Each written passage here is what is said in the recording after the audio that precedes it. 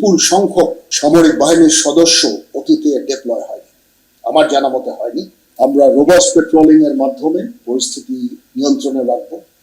যদি পুলিশের static duty পরে সেনা সদস্যর ঘাটতি হয় পেট্রোলিং এ, সেই ভয়েড আমরা পুরো করব। This is the two purpose.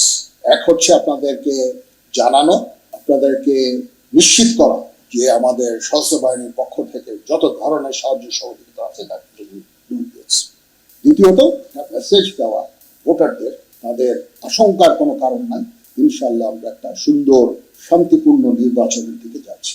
এবার টেকনোলজি ব্যবহার হচ্ছে, বডি ক্যাম কেনা হয়েছে, এবার সুরক্ষা অ্যাপস ইন্ট্রোডিউস করা হয়েছে, থ্যাঙ্কস টু এনটিএমসি, তারা এটা করেছে।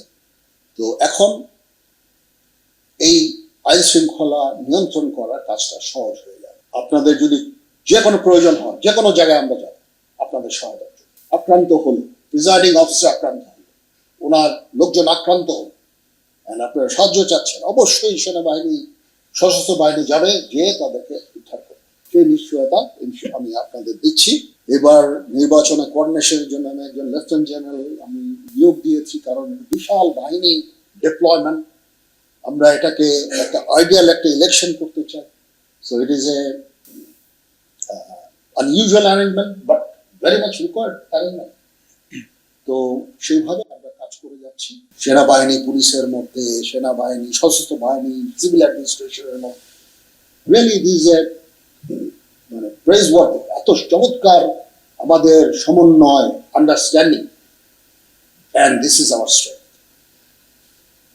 এই শক্তির কাছে কোনো অপশক্তি পারবে না, পরাস্ত হতে বাধ্য।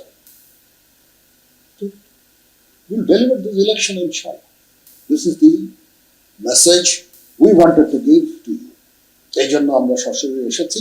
যদি কোনো চ্যালেঞ্জেস থাকে, আপনাদের কোথাও কোনো কিছু বক্তব্য থাকে, অসুবিধা থাকে, আমাদের বলতে পারেন, we'll address it. এখানে আমি বা আমার লোকজনদের আমি বলে যাব, রোবাস্ট পেট্রোলিং, তোমরা বসে থাকবা না প্লিজ। আইদার ওনার রিকুইজিশন করে গাড়ি দিবে, অথবা ইউ হায়ার ইউর ভেহিকল। বসে থাকা যাবে না, গাড়ি নাই, নাই, আমি পেট্রোল করবো না, এগুলি যেন না হয় প্লিজ।